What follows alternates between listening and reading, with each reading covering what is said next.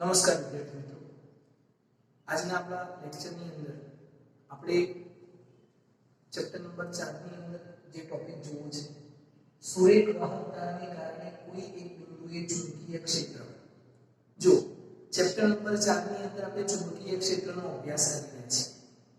સૌથી પહેલા તો આપણે એ જાણવું કે ચુંબકીય ક્ષેત્રનું બળ કેટલું લાગે, લોરેન્ટ્ઝ ફોર્સ વિશે આપણે ભણ્યા. પછી ચુંબકીય બળ અને વિદ્યુત ક્ષેત્રનું બળ બંને વચ્ચે શું તફાવત છે, શું સામ્યતા છે. હવે ચુંબકીય ક્ષેત્રનું બળ કેવી રીતે મળે, તો આપણે જોયું કે એક વર્તુળાકાર રિંગ હોય તો એના કારણે મળતું ચુંબકીય ક્ષેત્ર કેટલું. હવે બીજો આપણે ટોપિક લીધો છે કે એક સુરેખ વાહકતા. આ શું છે? સુરેખ વાહકતા. તો આના કારણે મળતું ચુંબકીય ક્ષેત્ર કેટલું. પછી આપણે જોઈશું એક ગૂંચળું હોય, વર્તુળાકાર ગૂંચળું, સર્કલ કોઇલ, આપણે જેને કોઇલ કહીએ ને, એ કોઇલના કારણે મળતું ચુંબકીય ક્ષેત્ર કેટલું.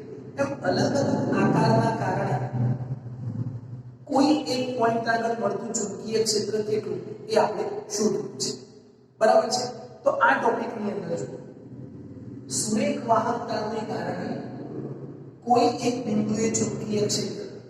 હવે આ એક સુરેખ વાહકતા છે. શું છે? સુરેખ વાહકતા. બરાબર.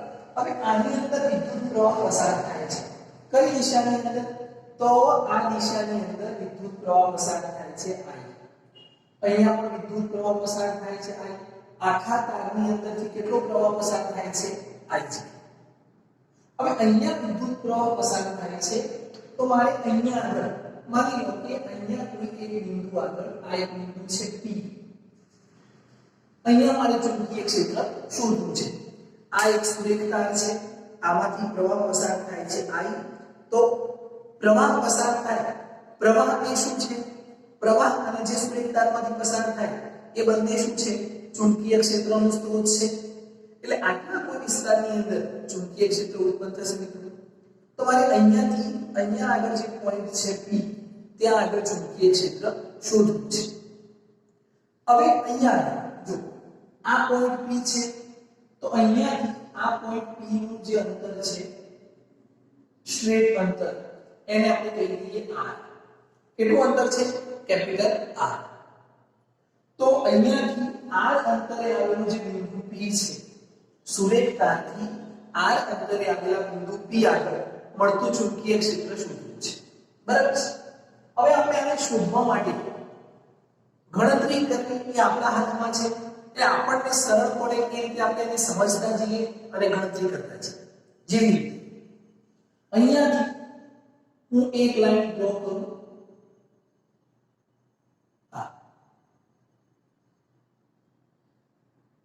આ લાઈન ડ્રો કરી, એ જ રીતે અહીંયાથી આ લાઈન ડ્રો કરી. તમારે સ્ટ્રેટ ડ્રો કરવાની છે સ્કેલની મદદથી. ઓકે, આ મેં એક લાઈન ડ્રો કરી અહીંયા આગળ. ચાલો, ક્લિયર છે? હવે આ આની સાથે જે ખૂણો બનાવે છે એ ખૂણાને આપણે કહી દઈએ phi1 અને આ જે ખૂણો છે એ ખૂણાને આપણે કહી દઈએ phi2.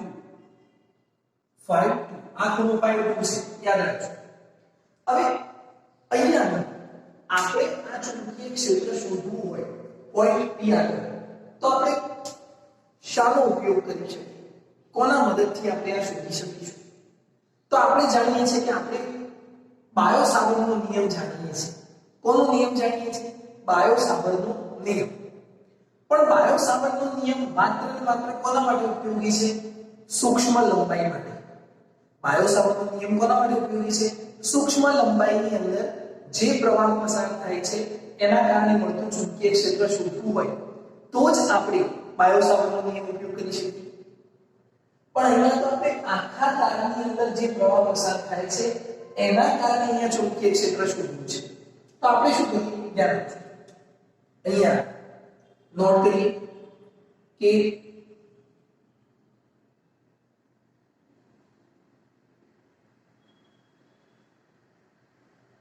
બાયો-સાવર્ટના નિયમ પરથી, બાયો-સાવર્ટનો નિયમ શું છે? dV is equal to mu 0 upon 4 pi I dl upon r square sin theta. આ એનું સૂત્ર છે. હવે અહીંયા જો આ dl સૂક્ષ્મ લંબાઈ હોય, સૂક્ષ્મ લંબાઈને આપણે dl કહીએ, એના કારણે મળતું ચુંબકીય ક્ષેત્ર કેટલું હોય? સૂક્ષ્મ. તો આપણે આની અંદર તો આખો તાર છે, આ લંબાઈ કેટલી? AB. પણ અહીંયા તો લંબાઈ કેટલી છે? જો dl લંબાઈ હોય તો જ તમે વાયુ સાવરણનો નિયમ ઉપયોગ કરી શકો. તો આપણે શું કરીશું કે આપણી જોડે સૂત્ર તો આ જ છે, આને જ ઉપયોગ કરવાનો છે. તો આપણે આની અંદર કંઈક વિચારીએ. તો આપણે શું કરીએ? સૌપ્રથમ આ જે dl લંબાઈ છે, માનો કે આ એક dl લંબાઈ છે, આટલી dl લંબાઈ છે, આ લંબાઈ કેટલી? dl. આ dl લંબાઈ, એમાંથી પ્રવાહ કેટલો પસાર થાય છે? I. તો આના કારણે આ પોઈન્ટ આગળ મળતું ચુંબકીય ક્ષેત્ર શોધીએ. પછી આ dl જે છે, આ પણ dl છે, એના કારણે અહીંયા મળતું ચુંબકીય ક્ષેત્ર શોધીએ. આ dl ના કારણે મળતું ચુંબકીય ક્ષેત્ર શોધીએ. આ dl ના કારણે મળતું ચુંબકીય ક્ષેત્ર શોધીએ અને બધા ચુંબકીય ક્ષેત્રોનો શું કરીએ? સરવાળો કરીએ. બધા ચુંબકીય ક્ષેત્રોનો શું કરીએ? સરવાળો કરીએ. તો આપણને આખા તારના કારણે મળતું ચુંબકીય ક્ષેત્ર મળી જાય. ઓકે, પણ આપણે એ જોવું પડે કે બધા ચુંબકીય ક્ષેત્રની દિશા એક જ બાજુ છે કે અલગ અલગ છે. જો અલગ અલગ હોય તો કેન્સલ થઈ જાય, બરાબર છે? જે રીતે પ્લસ માઈનસ. તો જો પ્રવાહ એક જ દિશામાં પસાર થાય છે, આ પ્રવાહ, આ આપણે જમણો હાથ મૂકીએ અને ચુંબકીય ક્ષેત્ર કઈ બાજુ? અંદરની બાજુ. અહીંયા કઈ બાજુ? અંદરની બાજુ. અહીંયા કઈ બાજુ? અંદરની બાજુ. તો અહીંયા જે ચુંબકીય ક્ષેત્ર છે એ કઈ બાજુ છે? અંદરની બાજુ. બધી જ દિશા એક જ બાજુ છે, કેમ કે પ્રવાહ એક દિશામાં પસાર થાય છે, તો કોઈ કેન્સલ થશે નહીં. તો આપણે આ મેથડનો ઉપયોગ કરીએ. હવે આ જે એંગલ છે φ1 અને φ2, આ φ1 φ2 શું બતાવે છે? તો φ1 φ2 એ આ સુરેખ વાહકતાની લંબાઈ બતાવે છે.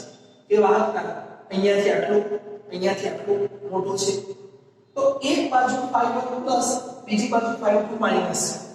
કેમ નીચે આપણે માઈનસ લઈએ? તો જો એંગલ બે રીતે થાય. અહીંયા છે આ 30 ડિગ્રી અને અહીંયાથી જો લઈશું ને 50 ડિગ્રી, તો આ 30 φ1 અને આ 50 φ2, પણ બંને એક જ બાજુ થઈ ગયા. પણ આપણે તો અહીંયાથી આમ પણ જવું છે ને અહીંયાથી આમ પણ જવું છે, એટલે એકને કેવું લીધું આપણે? માઈનસ. તો અહીંયા આપણે નોટ કરતા છીએ કે -φ2 થી +φ1 એ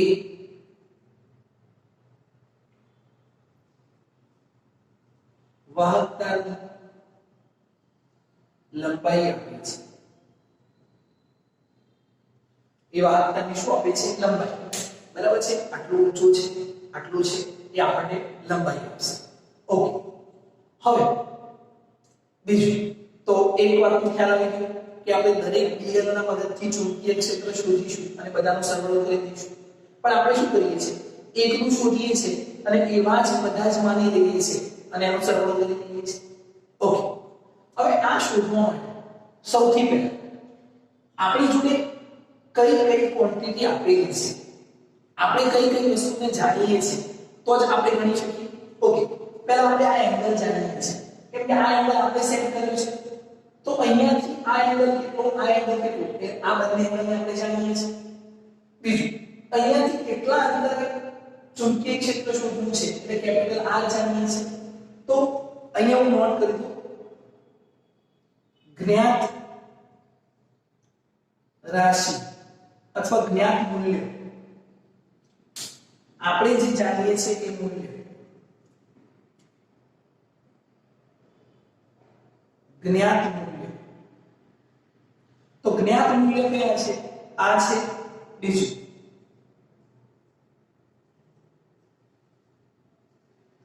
લંબ અંતર r પણ જ્ઞાત મૂલ્ય છે અને વિદ્યુત પ્રવાહ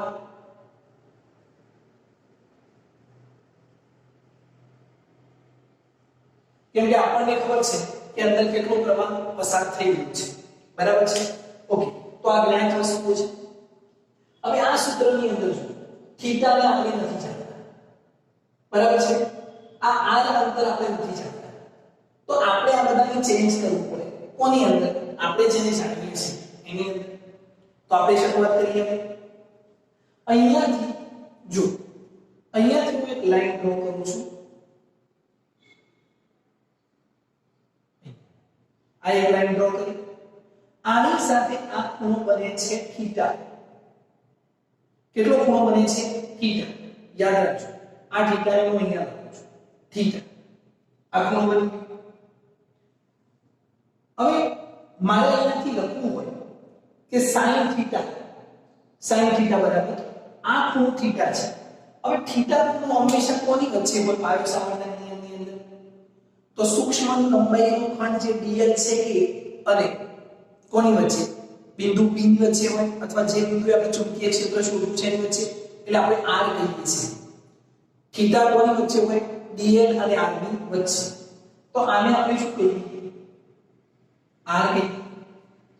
dl અને r વચ્ચેનો ખૂણો કોણ? થીટા. હવે અહીંયાથી આપણે કઈ વસ્તુ નોટ કરી શકીએ? જો dl sin થીટા બરાબર શું થાય? તો જો અહીંયાથી હું એક લંબ ડ્રો કરું છું. આ લંબ છે. લંબ એટલે અહીંયા 90 ડિગ્રી બનાવે. આ c પોઈન્ટ અને આ d પોઈન્ટ, આ 90 ડિગ્રી બરાબર છે. ચાલો હવે આ 90 ડિગ્રી હું અહીંયા sin થીટા લખું, sin થીટા. તો ધ્યાન રાખજો,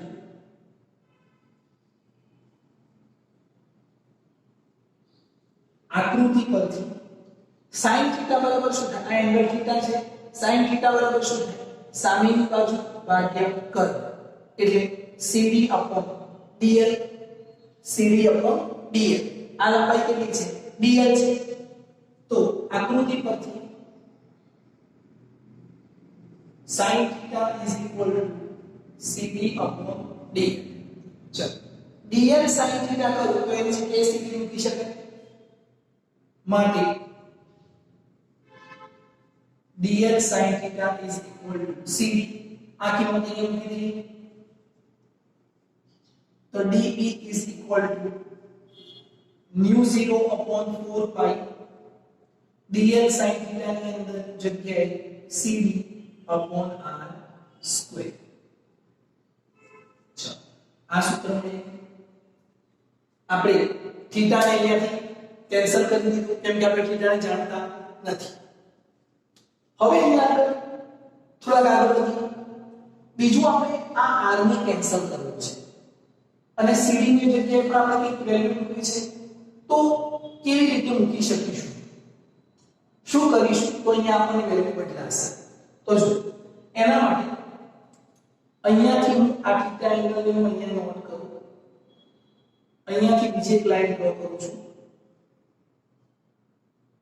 અહીંયા આ એંગલ થીટા, અહીંયાથી આ જે લાઈનનો એંગલ હતો આ લાઈન જે ડ્રો કરી એ એંગલ ને આપણે લઈએ phi, અને આ બંને વચ્ચે લાઈનનો જે એંગલ છે એને આપણે કહીએ d phi. d phi. ફરીથી અહીંયાથી આ phi 1, આ phi 2, અહીંયાથી આ phi, અને બંને વચ્ચેનો એંગલ કેટલો? d phi. બરાબર છે? ઓકે. હવે ધ્યાન, જો હું આ d phi એંગલ લઉં, d phi બરાબર છે, તો d phi બરાબર શું થઈ શકે? તો ખૂણો બરાબર ચાપ અપોન ત્રિજ્યા થાય, એટલે cd અપોન r થાય. cd upon r. તો અહીંયા આગળ આ d phi ની જગ્યાએ cd અપોન r લખી શકાય. તો જો અહીંયા નોટ કરી ફરીથી d phi is equal to cd upon r. આ અંતર પણ એપ્રોક્સિમેટલી કેટલું રહે? r જેટલું છે. બંને વચ્ચે y ડોટ ડિફરન્સ રહેશે. એટલે d phi is equal to cd upon r. બરાબર છે? ઓકે. cd upon r ની જગ્યાએ d phi મૂકી શકાય. cd upon r ની જગ્યાએ d phi મૂકી શકાય. તો પણ એક r વધશે. તો જો dB is equal to nu 0 upon 4 pi cd upon r ની જગ્યાએ d5/r કેમ કે r સ્ક્વેર છે ને ઓકે ચલો આ ફોર્મ્યુલા મળી ગયો હવે અહીંયા બીજું શું કરી શકાય આપણે જો d5 સુધી પહોંચી ગયા હજુ આપણે આને કેન્સલ કરવો છે તો આટલો એંગલ લઉં છું આ એંગલ આને મૂકો આ 90 ડિગ્રી છે તો હું લખું cos phi બરાબર શું થાય પાસેની બાજુ ભાગ્યા કર્ણ થાય પાસેની બાજુ કેટલી r અને કર્ણ એટલે કેટલી r થઈ છે બરાબર છે તો અહીંયા cos phi is equal to r upon r બરાબર છે r upon r પણ 1 upon r બરાબર શું થાય આપણે તો 1 upon r જોઈએ કેમ કે અહીંયા r છે નીચે છે તો શું થાય cos phi upon r એટલે અહીંયા નોટ કરી માટે 1 upon r is equal to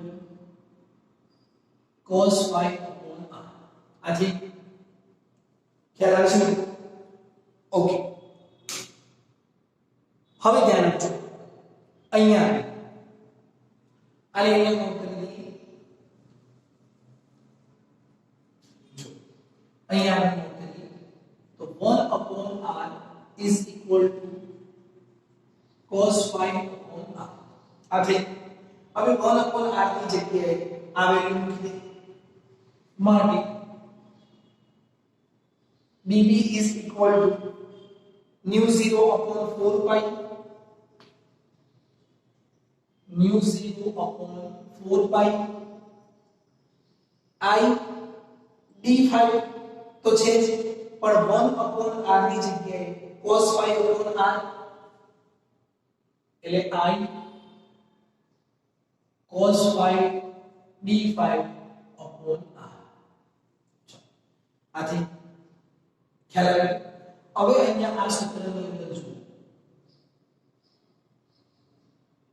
આ સૂત્રને આપણે ચેન્જ કરી દીધું આને આપણે આની અંદર ચેન્જ કરી હવે જો nu 0 upon 4 pi અચળાંક છે વિદ્યુત પ્રવાહ જાણીએ છે આ phi d5 એંગલ આપણે જાણીએ છે અને આ એ પણ આપણે જાણીએ છે તો આપણે અજ્ઞાત મૂલ્ય અથવા જ્ઞાત મૂલ્યમાં આ ફોર્મ્યુલા ચેન્જ કરી દીધું ઓકે આખા ફોર્મ્યુલા આની અંદર ચેન્જ કરી હવે આ જે ચુંબકીય ક્ષેત્ર છે એ આપણને એક સૂક્ષ્મ ખંડના કારણે મળે છે બરાબર હવે આપણે શું કરીએ કે આ આખાને ચેન્જ કરી દઈએ આખાને આપણે શું કરીએ છીએ ચેન્જ કરી દઈએ છીએ બરાબર છે હવે આનો આપણે શું કરીએ સંકલન લઈએ તો બધાના જ કારણે મળતું ચુંબકીય ક્ષેત્ર મળી જાય આ dl ના કારણે દરેકના કારણે મળતું ચુંબકીય ક્ષેત્ર અહીંયા મળશે ઓકે હવે અહીંયા ધ્યાન આપજો dB આપણે આનું સંકલન કરીએ એટલે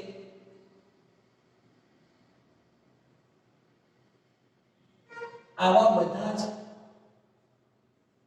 સૂક્ષ્મ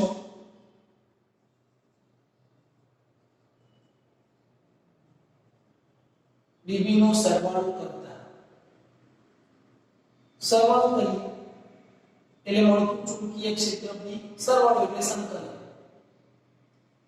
અહીંયા dB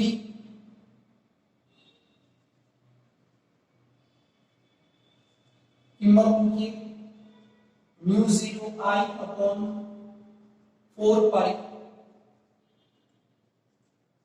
cos phi d5 upon r ચાલો કોનું સંકલન થશે અને ક્યાં સુધી થશે તો આપણે ક્યાં સુધી કરવાનું છે a થી b સુધી અને a થી b સુધીની લંબાઈ કેટલી છે -5 થી +5 સુધી એટલે અહીંયા -5 થી +5 સુધી ચલો સંકલન કોનું થાય જે બદલાય તો mu 0 I upon 4 pi r અચળાંક છે માત્ર કોનું સંકલન થશે cos phi d5 cos phi નું સંકલન શું થાય sin phi cos phi d5 નું સંકલન શું થાય sin phi તો અહીંયા આગળ cos phi d5 આનું સંકલન થશે સોરી એ ક્લોઝ નહીં આવે माइनस 5 2 3 5 तो b is equal to mu 0 I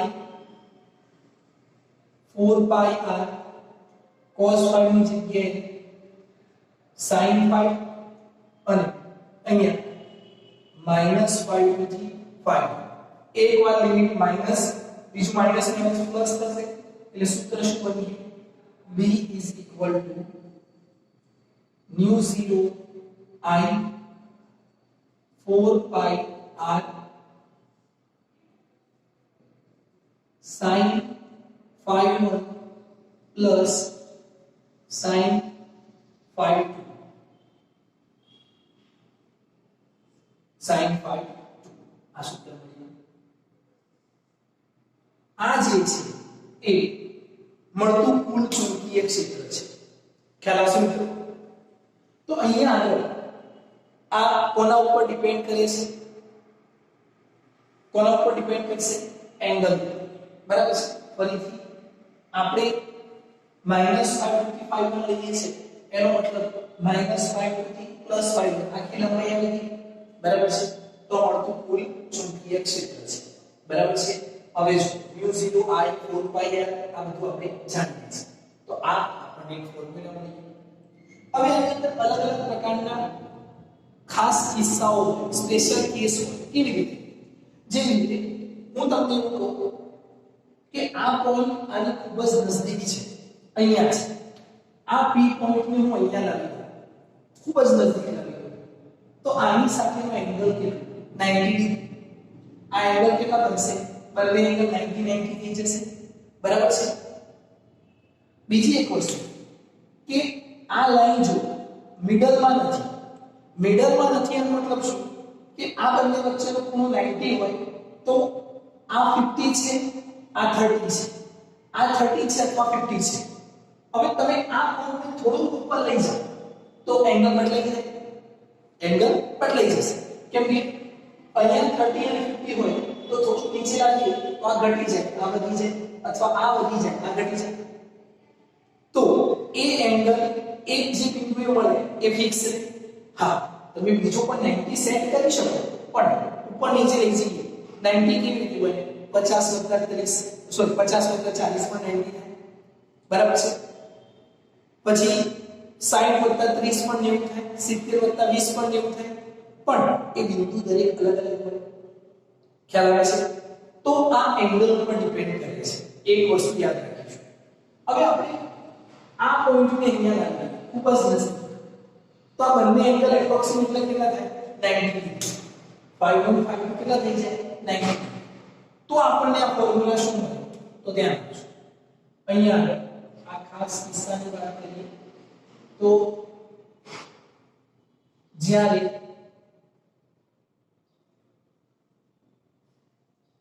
બિંદુ P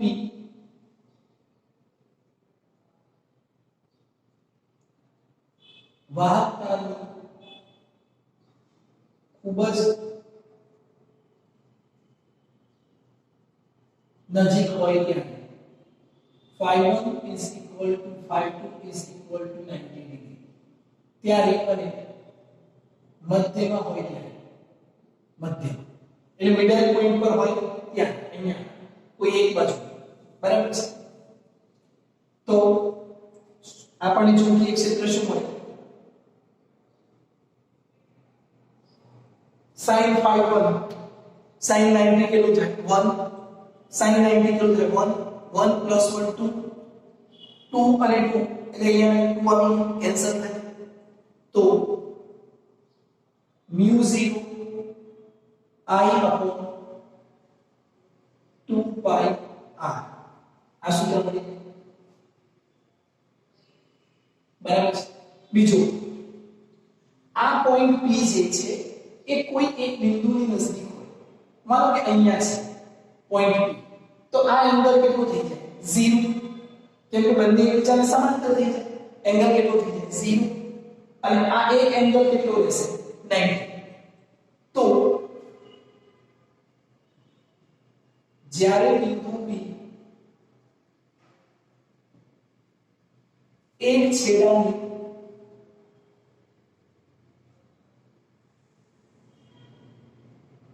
નજીક હોય ત્યારે phi1 બરાબર 0 ડિગ્રી એટલે કોઈ એક એંગલ 0 અને બીજો કેટલો થાય 90 ડિગ્રી બરાબર છે તો શું થાય sin 0 0 sin 90 1 બરાબર છે આ જ ફોર્મ્યુલા બરાબર એટલે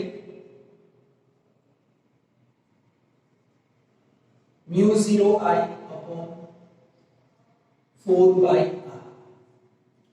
r હવે જો આના કરતા આ અડધું છે અહીંયા 1/2 મૂકી દીધી 1/2 મૂકીએ તો આ 1/4 થઈ જાય એટલે મધ્યમાં હોય એના કરતા કોઈ એક એન્ડ પર કેટલું થાય અડધું અને દેખીતી વસ્તુ છે કે અહીંયા હોય તો બંનેના કારણે મળે છે એક પર જશે તો એકના જ કારણે મળશે એટલે આના કરતા કેવું છે અડધું ખ્યાલ આવશે બીજું અક્ષ પર ચુંબકીય ક્ષેત્ર કેટલું હોય એટલે વાહકતાની સમાંતર ચુંબકીય ક્ષેત્ર કેટલું હોય 0 આ પોઈન્ટ ને હું અહીંયા મૂકી તો એંગલ કેટલો બને 0 અહીંયા એંગલ કેટલો બને 0 ખ્યાલ આવે છે તો એ તો આપણે અગાઉ પણ ડિસ્કશન કરી ચૂકેલા છે આ સમજાય છે તો આ રીતે આની અંદર આપણે આને સમજી શકીએ છીએ અને આ રીતે આપણે ગણતરી પણ કરી શકીએ છીએ તો અહીંયાથી તમને ખૂબ જ અગત્યનું એક ફોર્મ્યુલા મળી ગયું b = μ0 I upon 4 pi r હવે આની અંદર એક્ઝામ્પલ કેવા પૂછાય આ રીતનું છે આ એક ચોરસ છે આ આના વિકર્ણ છે મારે આ બિંદુએ ચુંબકીય ક્ષેત્ર શોધવું છે અને આ દરેકની લંબાઈ a છે દરેક બાજુની લંબાઈ કેટલી છે સ્મોલ a તો અહીંયાથી હું એક લાઈન ડ્રો કરું આ મધ્યમાં તો આ કેટલું થયું a/2 તો આ પણ કેટલું થાય મિત્રો a/2 એ જ રીતે જો અહીંયા લાઈન ડ્રો કરું તો આ કેટલું થાય a/2 આ પણ કેટલું થાય a/2 તો આ છે a/2 આ બંને એંગલ કેટલા થાય સરખા 90 હોય તો આ કેટલા થાય 45 ડિગ્રી અને આ પણ કેટલા થાય 45 હવે અહીંયા કયું સૂત્ર લાગુ કરી શકાય જો μ0 I માનો કે તમને પ્રવાહ આપેલો છે 5 એમ્પિયર અને આ a બરાબર છે 10 મીટર તો μ0 upon 4 pi આની વેલ્યુ જાણીએ છીએ 10⁻⁷ I કેટલો આપેલો છે 5 એમ્પિયર આ અંતર જો લંબ અંતર અહીંયા જો લંબ અંતર તો r ની જગ્યાએ શું છે a/2 અને a બરાબર 10 તો a/2 કેટલું થાય 5 એટલે આ કેટલું આવે 5 sin 45 plus sin 45 વેલ્યુ મળી તો આ રીતના એક્ઝામ્પલ તમારે પૂછાતા હોય છે તો અહીંયા ચુંબકીય ક્ષેત્ર મળી હવે આ કોના કારણે મળ્યું તો આ એક ભાગના કારણે હવે માનો કે પ્રવાહ આમ પસાર થાય છે તો આના કારણે ચુંબકીય ક્ષેત્ર અહીંયા આના કારણે ચુંબકીય ક્ષેત્ર અહીંયા આના કારણે ચુંબકીય ક્ષેત્ર અહીંયા અને આના કારણે ચુંબકીય ક્ષેત્ર અહીંયા કોઈ ચુંબકીય ક્ષેત્ર કેન્સલ થતું નથી બધું એક જ દિશામાં છે તો આના કારણે જે ચુંબકીય ક્ષેત્ર મળે એને આપણે કેટલા વડે ગુણી દઈએ 4 વડે એટલે બધાના કારણે મળી ખ્યાલ આવે છે આ રીતે આપણે ચુંબકીય ક્ષેત્રને શોધી શકીએ છીએ સમજાય છે તો આ આપણે ફોર્મ્યુલાથી ક્લિયર છે તો આ રીતે આપણે આને શોધી શકીએ છીએ તો આ ખૂબ જ અગત્યનું સૂત્ર છે એના ઉપરથી આ સૂત્રો પણ આપણે ઘણી વાર ઉપયોગમાં લઈશું બરાબર છે તો એ પણ તમારે યાદ રાખવાનું છે બરાબર મોટા ભાગે આપણે ડાયરેક્ટ આ સૂત્રો ઉપયોગમાં લેતા હોઈએ છીએ કોઈ કન્ડિશન વગર તો આપણે એ પણ યાદ રાખીશું ઓકે તો આ ખૂબ જ અગત્યનો પ્રશ્ન છે કેવી રીતે આપણે સાબિત કરીએ છીએ એ પણ જોવાનું અને આને સારી રીતે તૈયાર કરવાનો પ્રયત્ન